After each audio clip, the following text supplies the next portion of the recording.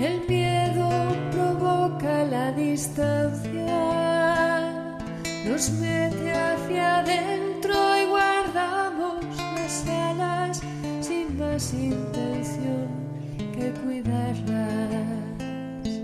Volar sin miedo nos lanza a vivir y colmar esperanzas, nos lleva hacia otros y a sueños que alcanzan tan solo quien estrena sus alas.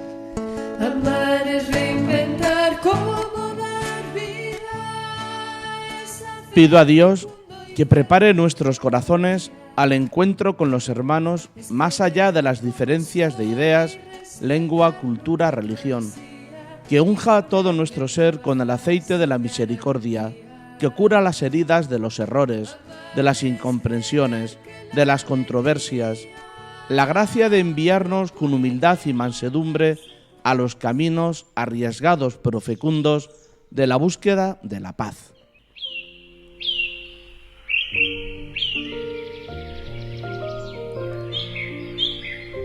Buenos días a todos.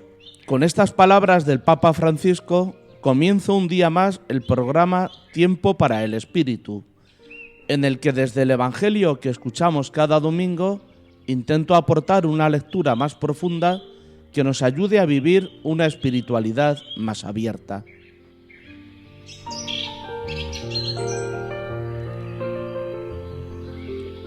Estamos en el domingo 15 del tiempo ordinario y continuamos con la lectura del Evangelio de San Marcos. Hoy nos dice así: Jesús llamó a los 12 y los fue enviando de dos en dos, dándoles autoridad sobre los espíritus inmundos.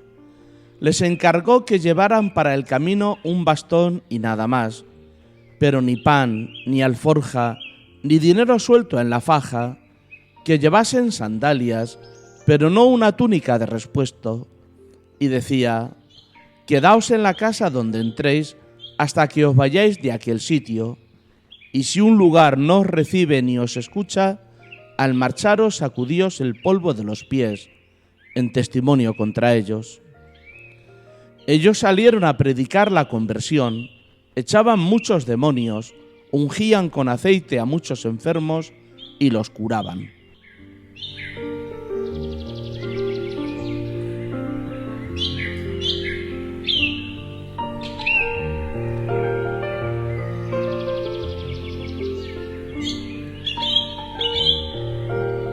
El párrafo que acabamos de leer es continuación del que leíamos el domingo pasado, pero con él comienza una nueva etapa en el Evangelio de Marcos.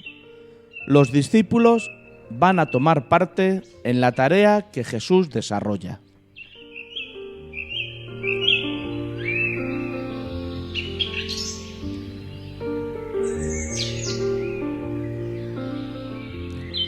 Después del fracaso vivido en su pueblo, Jesús no solo no deja de anunciar la buena noticia del reino, sino que compromete a sus discípulos en esa tarea. El rechazo de los dirigentes judíos, de sus vecinos y de su propia familia le obliga a acercarse a otros pueblos, a otras personas que no estén maleados por la enseñanza oficial.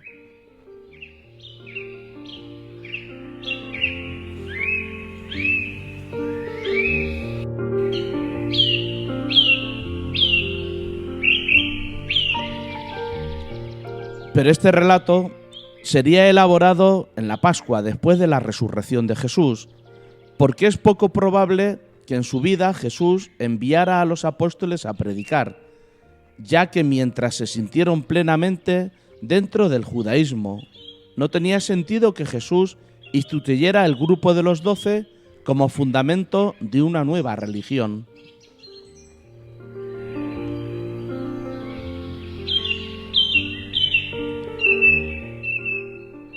Solo cuando Jesús fue asesinado y sus seguidores expulsados del judaísmo, unos 50 años después, surgió la necesidad de una organización paralela a las 12 tribus de Israel, fundamento de la Iglesia como nueva religión.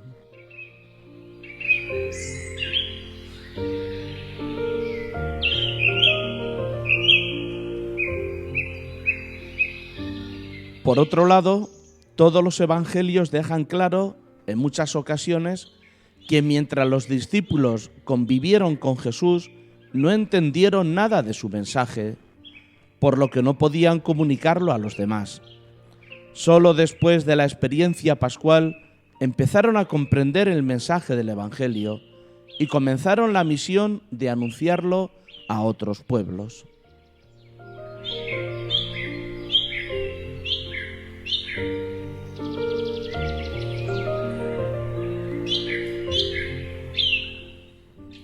Los discípulos son conscientes de que es el mismo Jesús, aunque ya no está con ellos, quien toma la iniciativa. Los llamó y los envió. Pero si hubieran estado con él, no necesitaba llamarlos. Al poner los dos verbos juntos, se tiene una intención especial, porque la llamada y la misión están siempre unidas.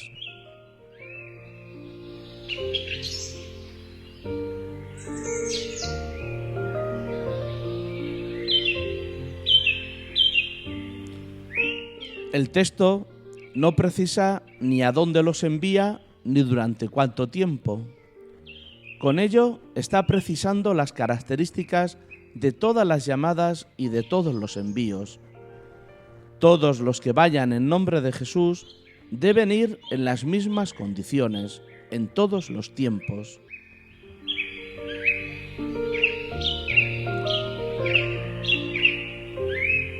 El evangelista está retrotrayendo al tiempo de Jesús una práctica que comenzó cuando las primeras comunidades cristianas se fueron organizando con la conciencia de que Cristo resucitado estaba en medio de ellos.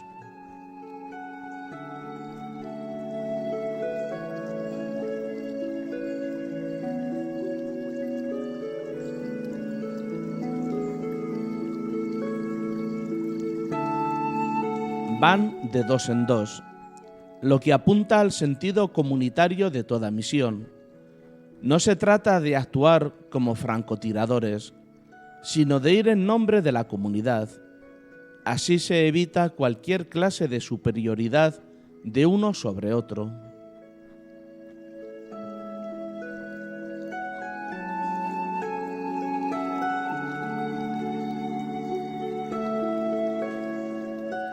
Con demasiada frecuencia olvidamos que vivimos nuestra fe en y desde una comunidad. Tenemos que superar la tendencia a actuar por nuestra propia cuenta. Lo de ir de dos en dos tiene también un aspecto legal, porque en un juicio solo se admitía el testimonio que fuera atestiguado por dos o más personas, con lo que se indica claramente que la función de los discípulos no es ser maestros, sino testigos.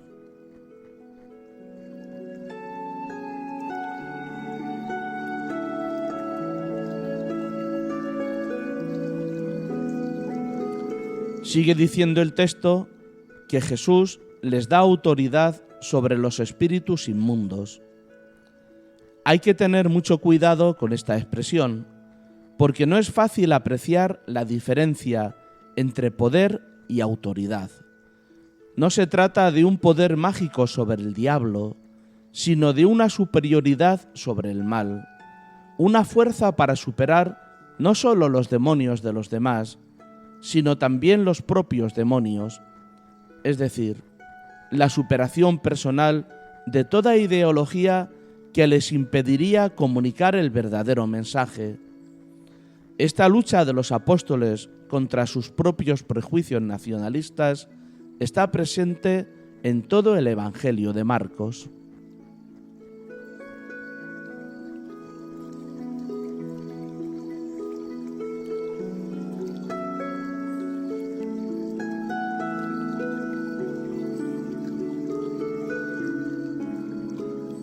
Nos relatan a continuación lo que Jesús les encargó. Pero es curioso que el texto hace más hincapié en lo que no deben llevar. Un bastón y nada más, pero ni pan, ni alforja, ni dinero suelto en la faja. Que llevasen sandalias, pero no una túnica de repuesto, porque lo importante es el espíritu de los enviados.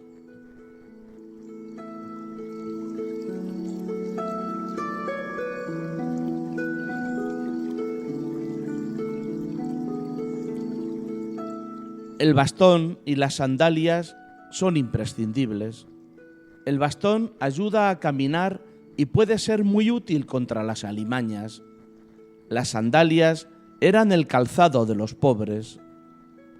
El pan era signo de todo alimento. No van como mendigos, solo deben aceptar lo que necesitan en cada momento. La alforja era propia de los mendigos, que aseguraban así las próximas comidas.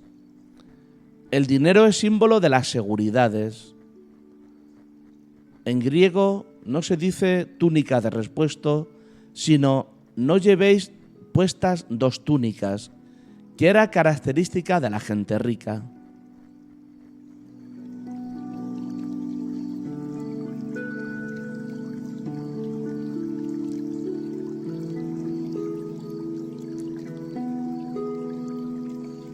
Les dijo: quedaos en la casa donde entréis. Esto es una novedad muy grande para la mentalidad judía, porque los judíos nunca se hospedaban en casa de paganos. Pero para Jesús, cualquier casa es buena para hospedarse y cualquier alimento digno de comerse. Y es que los judíos tenían una lista muy larga de alimentos impuros.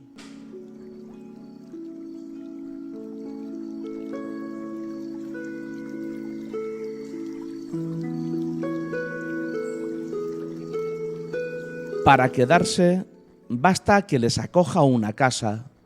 Para marcharse, tiene que existir el rechazo de un lugar. Lo importante es que les acepten y ellos acepten, aunque deja clara la posibilidad del rechazo. El mismo Jesús lo acaba de sufrir en su propio pueblo.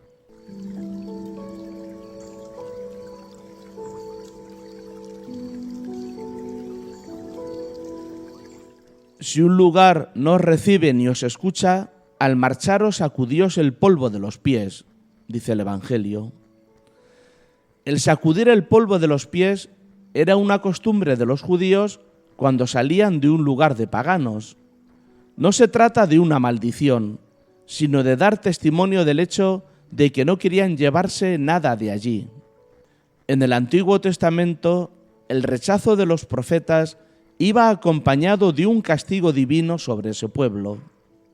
Así, por ejemplo, cuando en la primera lectura escucharemos que el sacerdote Amasías expulsa al profeta Amós del santuario de Betel, y éste le responde anunciándole que su mujer será violada, sus hijos e hijas morirán a espada, perderá sus tierras y será deportado.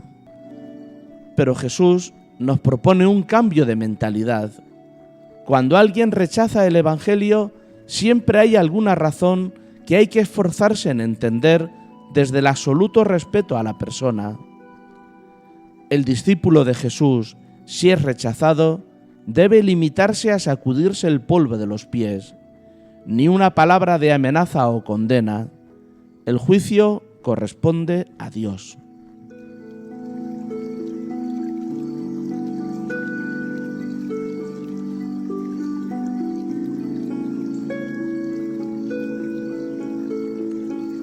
Sigue diciéndonos el texto que predicaban la conversión, echaban demonios y curaban. Es curioso que ninguna de esas acciones fuera descrita por Jesús en el envío. La conversión de la que nos habla el Evangelio no debe de entenderse desde el punto de vista moral. Se trata de metanoia, un cambio de mentalidad que llevaría consigo un cambio en la manera de vivir. Sin ese cambio de mentalidad no se puede emprender el nuevo camino. y de nada servirán los arrepentimientos y los propósitos de fin de año, de Cuaresma o tras unos ejercicios espirituales o del Camino de Santiago. Aún hoy seguimos sin entenderlo.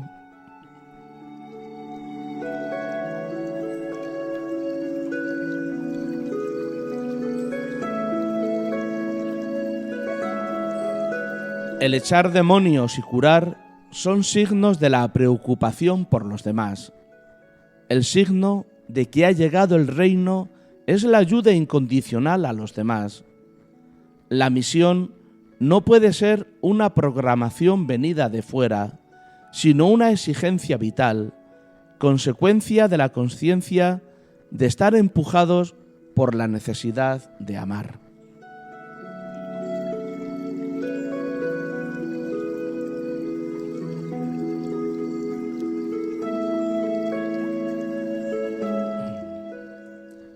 La clave está en que al depender de los demás se elimina toda tentación de superioridad.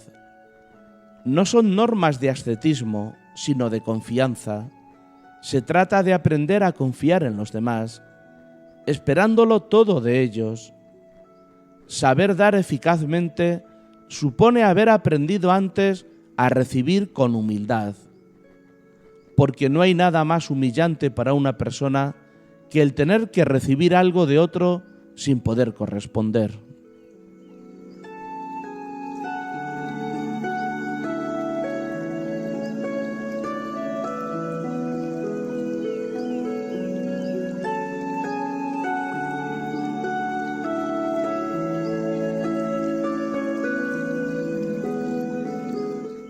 La realidad que más une a los hombres es el saber que tienen algo que dar y algo que recibir. En la gratuidad se alcanza el máximo de humanidad, tanto por parte del que da como del que recibe.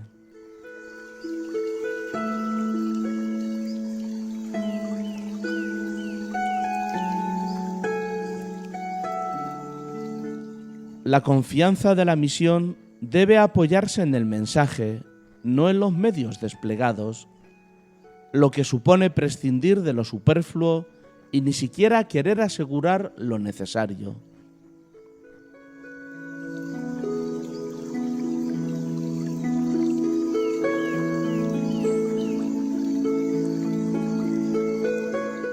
Jesús quiere que lleven el reino de Dios a todos, pero nadie se puede creer dueño ni propietario. El reino es la buena noticia que todos debemos descubrir. La intención de Jesús era purificar toda religión. Él ni dejó de pertenecer a la religión judía ni fundó una nueva religión. Eso fue algo que ocurrió con el transcurrir de los siglos. Pero en el Imperio Romano al principio llamaban a los cristianos hombres sin religión, acusándolos de ateos por no tener imágenes, ni leyes, ni templos, ni ritos sagrados.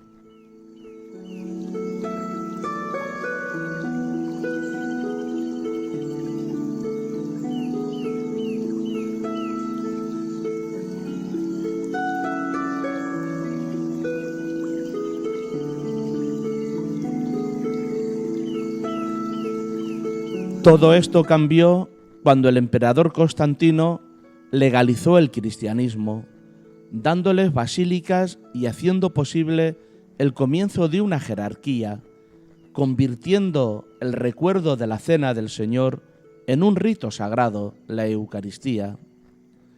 El paso definitivo vino cuando el emperador Teodosio hizo del cristianismo la religión oficial del imperio, como herramienta para mantener la unidad de su imperio y perseguir la disidencia. Pero reducir la predicación de Jesús a una religión más ha impedido que sea fermento de la nueva experiencia del amor de Dios en todas las culturas y de un cambio en la perspectiva de todas las religiones.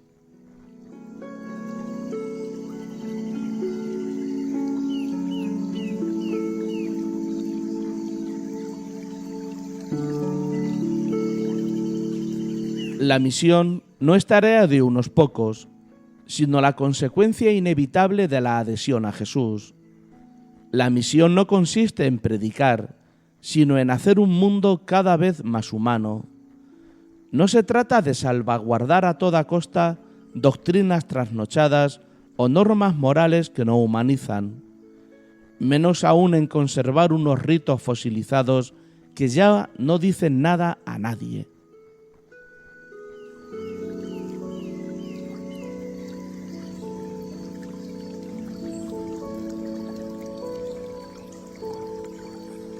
El mensaje de Jesús no se puede meter en fórmulas.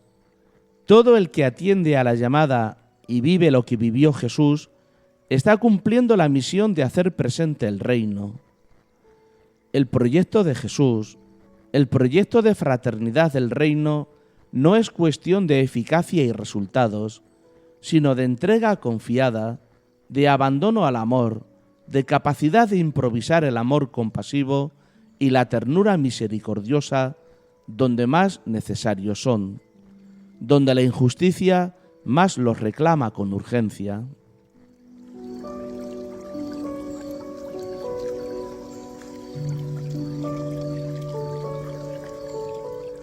Por todo esto, todos los mensajes que estamos escuchando últimamente de grupos ultracatólicos con una mentalidad de extrema derecha, pues sobre el tema de las migraciones, por ejemplo, nos está hablando de que no han entendido el Evangelio.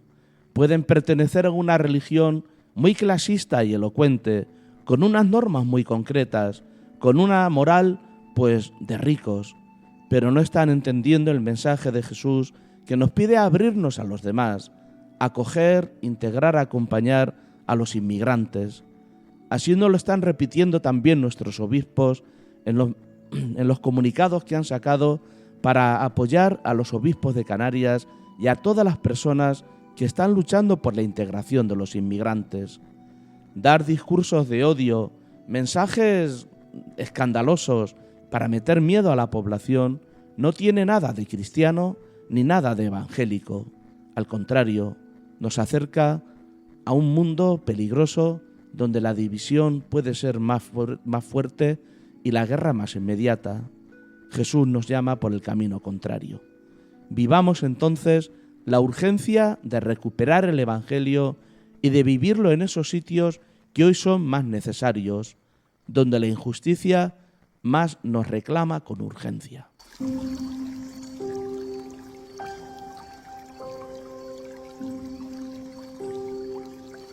Termino así el programa de hoy dando las gracias a José Antonio, que ha estado al control, y a Antonio, que está con el montaje del vídeo.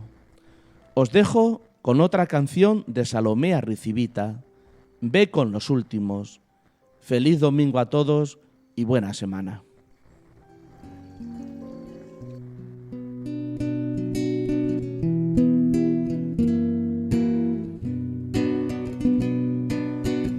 Ve con los últimos, ve con los últimos y no tengas miedo de perder. Ve con los últimos, ve con los últimos, que no pierde aquel que sabe querer. Ve con los últimos, ve con los últimos y no tengas miedo de caer. Ve con los últimos, ve con los últimos, pues siempre podrás ponerte en pie. Ve con los últimos, ve con los últimos, pues siempre podrás ponerte en pie. Ve con los últimos, ve con los últimos y aprende a vivir y a respirar. Ve con los últimos, ve con los últimos, que la vida es servir, sentir y amar. Ve con los últimos, ve con los últimos y verás la luz en su mirar. Ve con los últimos, Ve con los últimos, que Dios siempre habitó su soledad. Ve con los